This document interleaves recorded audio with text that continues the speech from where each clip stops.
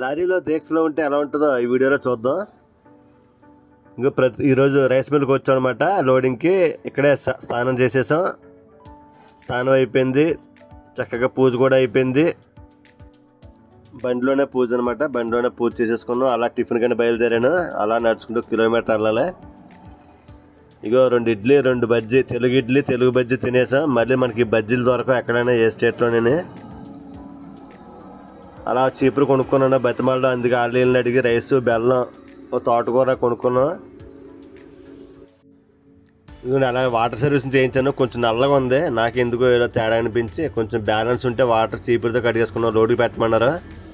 Load అయ్యింది. Load అయ్యేలోగా ఇంతలో మన లోడ్ ఇంకా అవ్వలేదులేండి. ఇంతలో అన్నం కూర వండేసుకున్నాం, తోటకూర ఫ్రై తినేసాను. కూర వండుకుని తినేసి మొత్తం గిన్నెలు కూడా మొత్తం కడిగేసి ఇంకన్నీ అయిపోయినాయి అనమాట. ఇంతలో లోడింగ్ కూడా మొత్తం పూర్తి అయిపోయింది ఒకసారిగానే.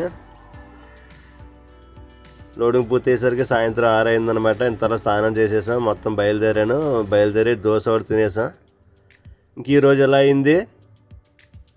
వీడియో నచ్చితే ప్లీజ్ సబ్స్క్రైబ్ అండ్ లైక్.